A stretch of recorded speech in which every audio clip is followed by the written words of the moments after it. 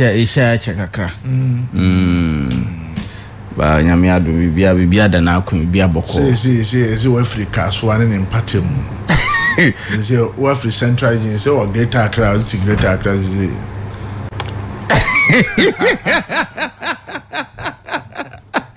Where they say? Say what Greater Accra. Grofo Kikaso was say submit Greater Accra.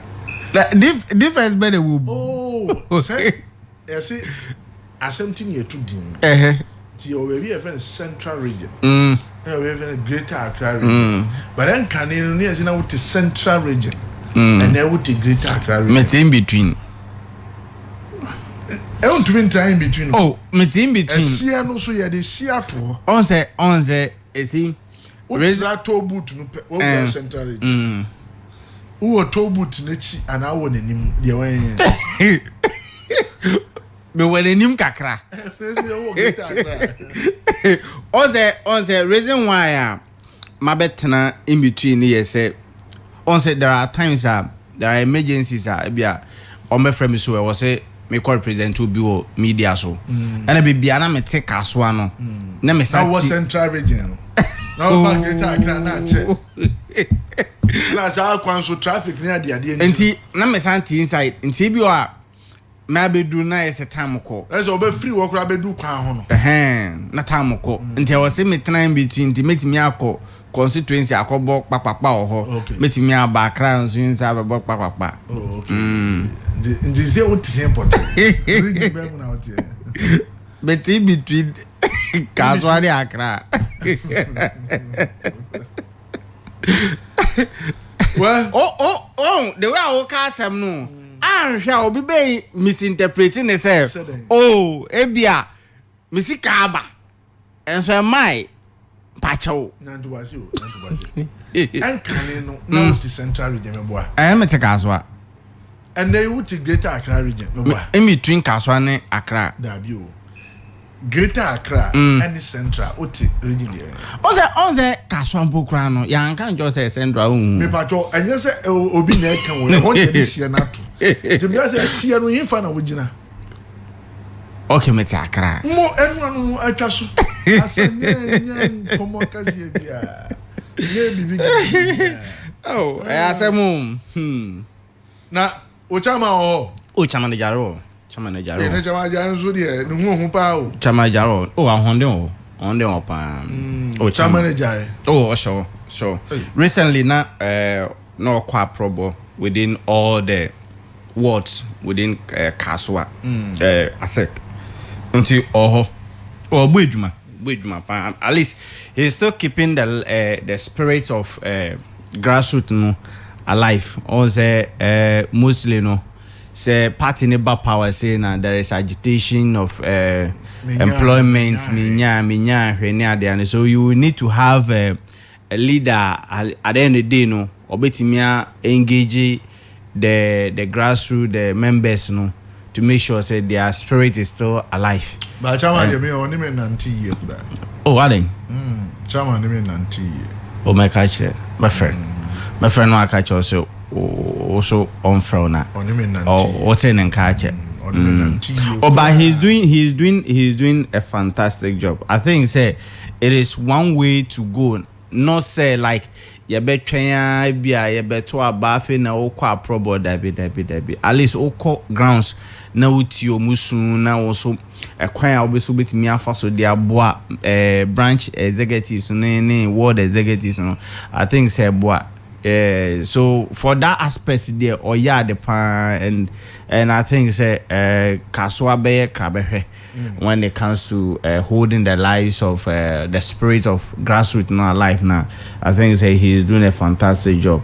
And I would encourage all executives or more other constituencies say continue to engage them, because sometimes no be all manye no here you need an information communication to the grassroots. Say okay say nete no be so near one akoma so I want na dream I share na dream honestly bit media to wenim. Then you also see how best you can be able to resolve that. Now at the end of the day, we don't lose the base. Now it may keep the grassroots alive as we move on. Eti Kaswa okay. Chama obo ejuma. Enura enkoda ekwa ko pay ejuma. Yeah. Sometimes we can ya na wo hwe busuafo. Yati ye nipa mako ema nsia ma from ahwe mo. Yeah. Member of Parliament Ajialadi. Eko bie na nu kasa ya. O se eyo mo hye brese wo so mu. Ntino mo. Oni ne ya adwene.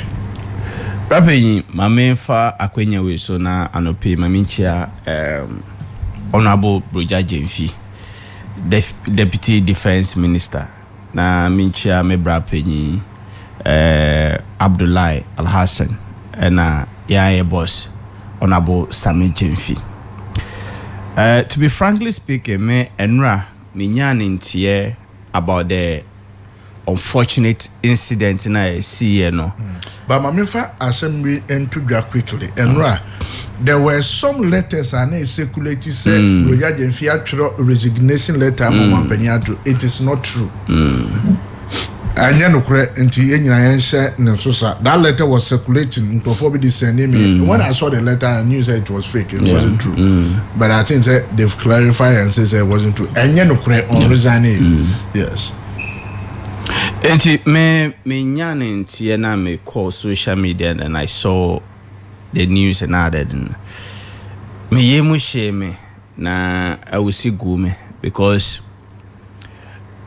say about time benyem 9 months na wawa kwala na wahwa kwala no wakwala na edum pempen so bi na ekoba ne say akwala ne ko prebibi na say ono so dia bone bra na wahwe o maame ana o papa no na obatan ana so papa wotifie ne yafre wakache oso obai koya watua nanam wonse do eyade bia eya for all you know mpokra no bia sa akwada na wafem ewu no is the only daughter of that family. How would they take it?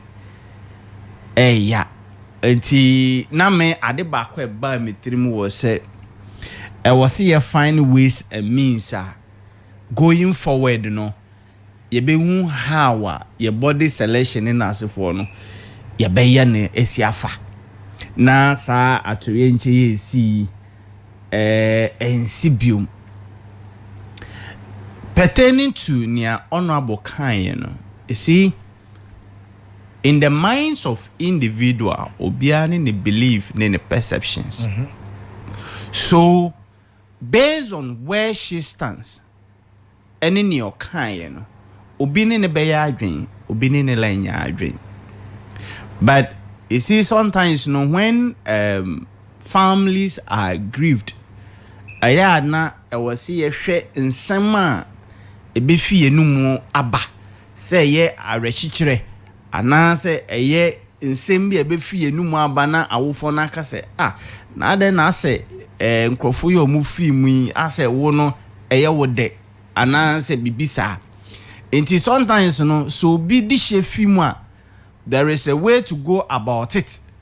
There are sensitive comments bi wo ho no ma and what say a pass it because sometimes no be pass no be feel so a normal communication why then kasa na waka but inko we as no be so be interpreting it on any way of understanding. Sometimes prep na me ka bibi say and yet you can force people to understand what you understand. Obiane na adwene how si dwenfa enti eno no side no me mekache awofo no say mom mfa no at heart. She spoke out of only belief. Me a Christian, and I also believe in a certain term. Say, well, obiane how Nyankopon ahye ne krabra, but I wouldn't say that at that circumstance. And no so share the position in a pedigree. So ordinary person pokra people will take in a different way. But honorable member of parliament, no see another way to go by. Now, you caught the substantive issues in this one. And Kamia say, I say, the MPP as a political party, no, they are hungry for a certain kind of scandal. Because yenina be dia dance pefe say atuyenche see has to do with helicopter crash. Now a burden has come upon the deputy for instance defense minister, Honorable Broja Jemfi. And we've all seen the fantastic job young guy no or put it across. Na enra Saturn yenche see all of a sudden. Then you see people posting that kind of letter and they say Broja Jemfi resign. What do you intend to achieve? Na enra nwumre na me hwe your friend is saying Efia Pokuya Vim lady no put you on one kasani social media handle say a country yet ton forms of 350 cities military form.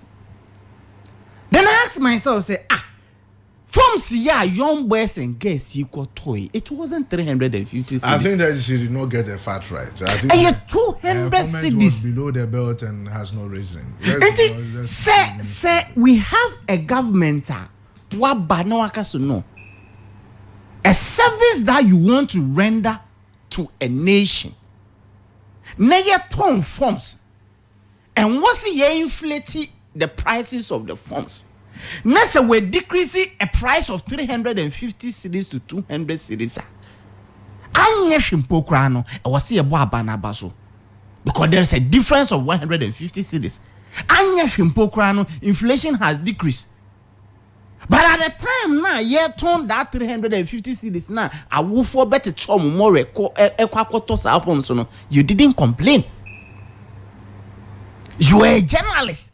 And as a journalist, there is that kind of perception. Say, before we put information across, now why you would due diligence to make sure say, you have your facts right. The time of Jandam. Nena say for now you put everything across na people just consume it has come to pass. People are doing decorum journalism and no one is attacking them. If at the end of the day you feel say you belong to a political party of the MPP, that is not to say obedience who can say join and amen joining. But when you are putting a fact out there, make sure say and I'm not cancel. Nenra mitie honorable Nitiwu say under onone tenor there was nothing of that sort. It is a government arrangement, another government plan say recruitment na ekoye no yebekum nkwala na enyo no Nitiwu yanda ne tenor na ye friend say military ko invade parliament na enyo no na ye defense minister. So when issues of this nature happen, men try to make it in a partisan way. Say under no, there was no casualty when it comes to body selection. But under Onone, how often do we even get to know? Say, oh, your friend is saying, yeah, ton forms. Now forms in program within a short period. Now as I will be until the room, will be until marching. Na se nkrofoma ekoso omo for body selection na for fia antoata na omotua na namo wonse do a you are trying to compare say wo ye your friend say defense minister no nothing of that sort of na wo ye defense minister no anuama papa be na wo ye anuama papa was there any transparency, was there any accountability? The invading of parliament with military when was the first time I won't say yes under any on the tenor? But you have a former defense minister to come and make such a childish statement so under the tenor because of say you are in opposition. Uncle former newu. Uncle former newu. So it is not something that you have to tag say the NDC na ekuom. Because indirectly, that is what he is trying to say. Me, and no, as I'm a couple and I made when I'm going forward, we should do it in a way say when we say okay apply for passport you have a day to select and now say omuankasa no say everyone say Greater Accra there is 50,000 people na mobile body selection now. You can do it in badges no more say no bia ne schedule date now to reduce the crowd because mind you Unkrofo na omukobo chenku enra no you cannot do the body screening all of them on one day. If you are nebo people are tasty ena nimpa no nsukomode na ogina honom no ono susuro say me kwoto nsuo me de na masan fa bejo nti ogina honom nsukomode no. So it is about we looking at say going forward no nyama ben ye betimi ayama na boye nyina as oman. But for you to come and then stand in front of me and make some kind of business statement, any nkami yusu word be ba se binyanse bi ni musa, you get it because one open scandal we will not feed you with it, you will not get it. It's when you are jumping to say you are getting a scandal to say you are exposing the government and I say and then the first time and now this is the first time a ban the military near other security services you call open body selection when the first time the answer is no. When an uncle bedroom saying there will be casualties. Who would have perceived? Enti nyama bebresi a sometimes yesua de film anything that His Excellency John Dramani Mahama issues no for Accra they no mu holding one then they should find a new directive how to go about it when it comes to your friends body selection no. Enti send be nyama de be says na people should be careful of what they say. Enti nko no ne ti wu no na nka ne ba call so nko kwakwaye body selection na se bi ofa mu wi ya oba be gina simpie so aka so na me time no ensi na wo time na ne baba be na oye ono ne time as defense minister ne baba be na oye. The young guy Broja Jemfi is doing a fantastic job. He has been able to negotiate to make sure say awufo na nkombe turn 350 cedis for forms no and na mu turn 200 cedis onya ade but na wo ten in as much as inflations were high the word hardship was say maybe the main you are increasing obeto ye na 350 cedis ana forms for military military form na 350 cedis ana dabi Bana on the ten as a defense minister dominated or increasing 350 cedis upon all the hardship that was embedded on Ghanaians. No nichma. Inti na ube dressing be so abeka se wanda wo ten and say nsi. Na na wo ten na papa be no ye. Sremu pokro fie no nkrofo do dey say no boy. Olo dominated o ye konkoma mi ya konkoma ni. Nkrofo do say no otimi boy. Konikuram go he enti wono wo be gina simpie so be ka se e na wo mane meshen krofo abufuo but the situation as we have it is nipa eko e mako ensia yeah this is something that ain't happened that people say the military hierarchy fairly because you knew the numbers mo pick in Accra our mobile for that body selection. Yeah. You knew the space at war and the number of people you could contain. Yeah. Why allow everybody to come?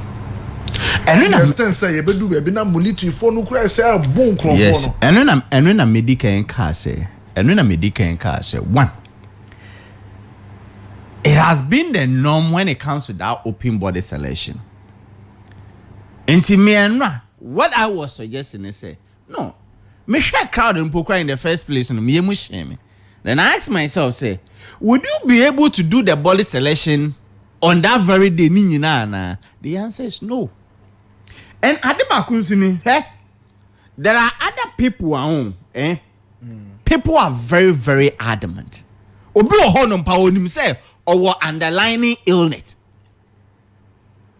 Obi ohon pa onim pa say or underlying illness bi ohonum. But feeling form no be catch us no. All in the name of say or pursue that particular sector. Obi ohonum ma ebi o asthmatic patient too. Obi nso ko honum no ebia wanfa na inhaler mpo kranko. Some will want to beat the system, but I'm not saying say that is what actually happens. Some crofo na omu we say be previous they have underlying illness and bibisa. But going forward no on some people no sometimes nyoma bebresi a ansana will try to look at the possibilities of how we could do things right. Senka, if they can do it in a way, say going forward, immigration for Babeye, police for Babeye, prison service, now other security service Babeye or Monso Mode. Spending a line say or forms in Beba, that will be 15 or so 17. One of them. Why can't we do we say in the filling of the form, no, ebia obest select a day for your friend is say body selection. And now said. If you can't even do it that way, say at the end of the day, no, muna more data no. Then you look and say, good. Into Greater Accra, no, Crawford do say nenya within Greater Accra. Baby, I acquire body selection, no. What is the capacity? So if the capacity can take 20,000, okay. Yen no say in a week ne body selection now.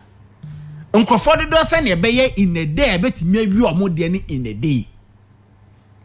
Now at the end of the day, no number now you can contain them. And reduce will stress. Because and you could see say a soldier for any more pennies and no more pia and quadano. Because they were also overwhelmed. And to going forward, no me.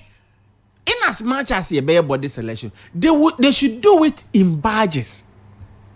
Ebanesa so almost omo betom omo ye nimpa no omo so omo ban wonim say say bra Tuesday no wako Tuesday into omo ban the number is minimal. You can attend to them, you can do proper scrutiny, but with this huge number won't mean ye proper scrutiny bia na make cannot say because at the end of the day no adomna so you will want to do it and just go. Due diligence be juma na that's another side. Enti abanasa na nyoma bebre ba ye be keka nyoma boso. Enti me mesre say going forward no they should have alternative, not just only Greater Accra.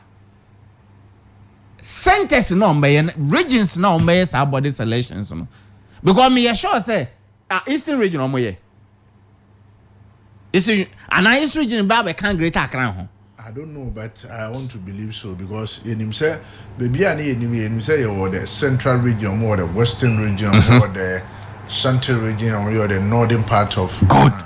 So it means it is not happening in all the 16 regions. So it means what? So it means a Volta region Baba can't Greater Accra one. You get it? So when that happened, it means and not only Greater Accra pen who hold it your body screen, you know. You have added other regions to your friends in Greater Accra. So definitely you will have quadruple of numbers that you may be expecting. And it's 100,000. And another thing is you say Uncle Ford do a simple crown at the end of the day or more.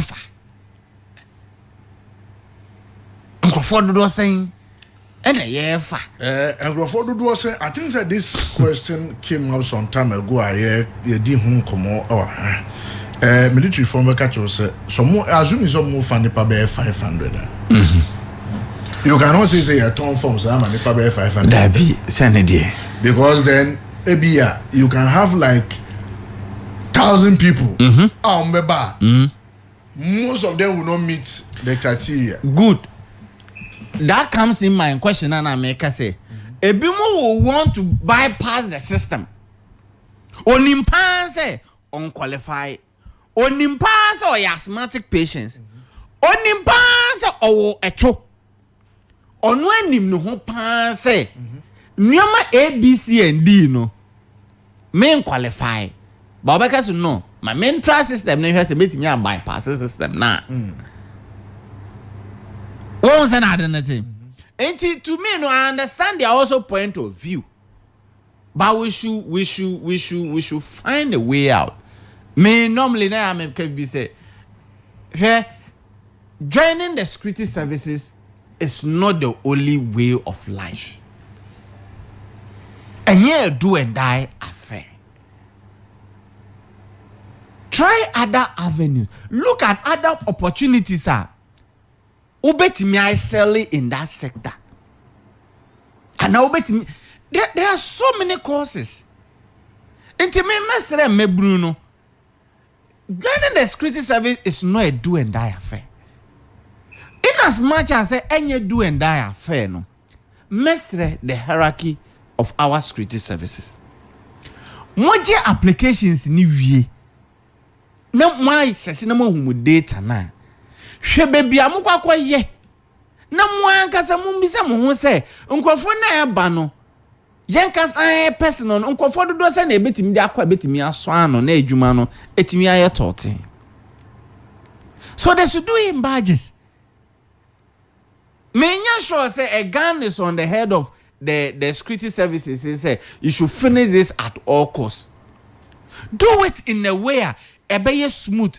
Do it in a way mo betomo. Do it in a way at the end of the day no obi mana stampede bi mesina maami bi ntena hwe na yam friend na nka say papa bi yam friend ebia no o a shoe shine na friend so oba boy no oba girl no oba na say bi watua na nam nse do da bi eba na sa okwabra na imagine radio so na TV so nka say eno no ne 10 no ano ena ensi. Meanwhile, he was being insensitive upon all the inflations, hardship, taxes are or mudugu ye conso. Na forms no otum. Hey, intimate Dominic need to say ne scores na as or person no anga say a rating no say oboejuma wan mo adwuma bia. Dominic need to wan mo adwuma bia. Enya kasa o. Enya kasa anyempo kra no. This government has assured say everything that he will do so far as it has to do with say Ghanaians will want to know there will be transparency and accountability. Or not Dominic too. Was he being transparent? Did he account? He didn't do none of that. By wakwadi opposition ntino ono abebo ne ho asafo hene ono abebo ne ho nsamrane no minority for aka say omo ma buy in 2 weeks to determine the cause of the stampede na esi we ewo no in fact honorable Reverend Tim Fodo Ekasai, he was the first person who say and suspended this process. It was later on a president Kase on Wakachi almost suspended the whole process within the Greater Accra. Yeah. Almost someone found the minority will take the next action. Baby, let me be clear. And let me state this emphatically. John Mahama led administration has promised Ghanaians in everything that he will do, there will be transparency and accountability.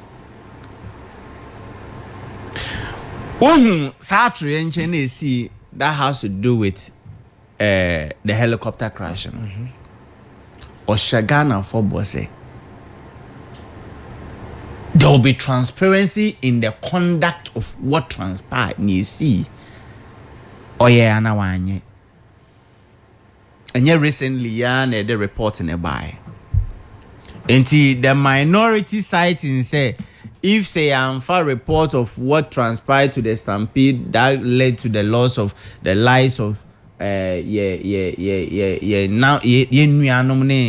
more from mana, they will take action bang. Some government led by John Mahama no nyekata so mumwasu. Adine I be catch you say ye bi be catch you say ye bi. Yeah, the MPP government adine na be catch you say kewo. No. Omote committee, omanga so omote committee, your friend is saying committee bebre that has to do with some of the electoral violence in na say for no. Under omotena ekosi saying. Yeah, buy and then no interior minister or constitute committee that probe into other violences that happen in our electoral process nah. The MPP do any of that? The minority posture mayor so because of say during Omoteno they were not being transparent to Ghanaians. They were not accounting on any of their decisions to Ghanaians. We are going to do the same. No. We are listening government. We are listening political party. We will not sweep it under carpet. Yabama Ghanaians need the necessary step that we are taking to make sure say at the end of the day jindie na Ghanaians nya woyemu a overwhelming vote during December 7th elections enya kwa Yefre no tsunami misa, what would be your expectation of the finance minister today and then of our 2026 budget? You see? What are your expectations? Then I'll pass out here. My expectation here a pathway to have a more resilient economy. Because mind you, Dr. Kesel Atoforsen, or no, the finance ministry now, or down no, on it, enye ways and paperwork, or no deliver practical economy. Anything over here, he goes to the ground. No, wakotie mame phone a dready phone or mudi gano because they feel the economy. Omuno moton nyama, omuno moton nyama. Until when it comes to the practicality as to how our economy no revolve here, they can tell you how it is. Oko munchano wakotie umenu munsem. Nti sisi ane edwane ekosen. Sisi ane nyama no ekosen. Dia na metimi aya ebetimi abom ne abom man. No what? No what form so omofutu. Then he put it to practical way. Because in the first budget or ready. And na the MPP for so now we are ye enkwesi aga. But at the end of the or the second one no. Edwade for ne maneti ase say ubetie ye num nsem de koye adwuma no sisi afa apeke. But as usual, Oliver Twist, they always ask for more. Me tell mama be also dollar baby abedane ye but say both from cry ye be. You get it? So it tells you say e dwadifo na omo ho no no nia Dr. Kesel Atoforsen oya no have a real positive impact in their lives. Nkoko e na enye yi a o meka chi won enu say no. Nyoma nko yie. When was the last time a friend is saying you can for us standing a pound for us see how we dwane akwatete baby I want to mean no any crew. When was the last time who saw or call grounds call even having interaction with traders? Ebiso mo say baby omode me atono finance ministry now it was me bo adwuma have a real positive impact in your life so no. When was the last time there was none. Nyobe ya so obesha white odu parliament house no account quotations odane no who preacher Ntina ga me mpokwa me hwe anim so nke omukọ opposition ko beti asori ba wanti asori. Nti me enne budget reading no. Oh, ye benya more pathway, resilient way. At the end of the day no your economy no ebe flourish. Na ye benya more investors to invest in our economy no me bi enuma. Ni at the end of the day no youth no betimi anya edwuma ye. Because mind you ne kwasi wo fence ni nyina ye edwuma pena. Ni nyina ye edwuma. Nti if we have a very resilient economy, na economy ne flourish here. Ye benya more investors to troop in. As they troop in, no, they open jobs. Jobs no, yen boys ya na ebeye. Na at the end of the day no, yen so yen ho beto yen. Nti me and no eye positivity. Eye nkanko, ono no on se kesatwo ono onko to na agenkwa budget na eye nkwa je budget that be. We are talking about the real deal. Or can budget in the way it here. How I be have impact, good impact in our lives. Nti ono onko to din dabi. Enye dinto, enye west, enye jargons. About the practicality. And in na most at times no science medical lab course bia obehu se parasitology won the theory won the practical histopath won the theory won the practical ni osu ya theory no be practical ne physics adochi enu bi na kesa ato force no okwakoye economy no aye practicality no enu na madwadi for no kwa no ka say abrantie mo ubejuma na mom Oliver Twist we ask for mom bejuma ni many see jabana sana and recently sisi a on say Christmas be o take Christmas and pampan also take Christmas and pampan but in the previous years Christmas bounty and pampan baby I dry one day better what friend chama be mo take Christmas and pampan and I'm going to inti is me and then I'm expecting positivity. I'm expecting something that will have real impact in the lives of Ghanaians, because at the end you know that is what matters.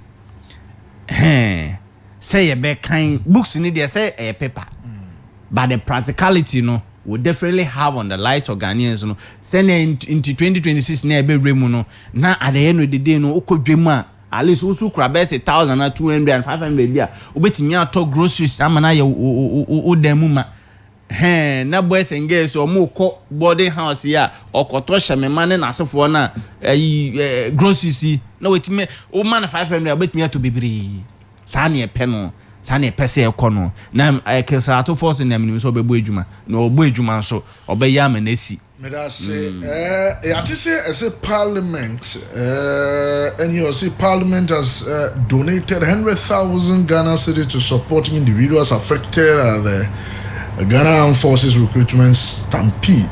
And one day, police allege 4 suspects in connection with the murder of a chief at Tanoso.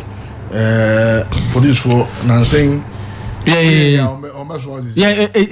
he enra ni esi wo Kumasi ne ada impotemu omo so agbo esi bi enra na me ka che guy bi say I like the way collaboratively military for ne police for ne others omo kabo mo omo gbo adwuma no wo ye least mistake omo so and I think say e ban sana e matimamufo no yakuma to yeyem say a police for no near soldier for no mo gbejuma, but as usual you will definitely get a bad night in the beam and you mean na ebe papa and abemu an of free no pay no sungu ni yemi o Jen Henry Ghana then juma be na ayama wo.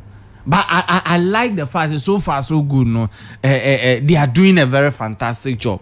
They are doing a fantastic job. And America no Parliament House so you be down massive. But you see that it is not always about money. It is not always about money. Because life is very expensive more than money. One. Meaning said then the government would definitely go to your friend is saying the bereaved families near the adeno. But ye more your home what they say money bium 100k na each family and the entire family na mama 100k no we almost victims no omo is omo prepare no mo mewu no victims no omo prepare no nti omo no 100k no omo chegu omo so ana say obako bia 100k donate 100k to military speaker stampede yes okay onangasa na coffers yes. Okay wayade wayade nyame nhyira no Sabe my influence here. Mate bra penyi. Na yen hwe budget e be kan ni. Yen hwe budget ni mu nsem. O budget mu nsem be krojin. Mu be krojin. O jitum sa. O be krojin sa don ko musu. Ade kro musu.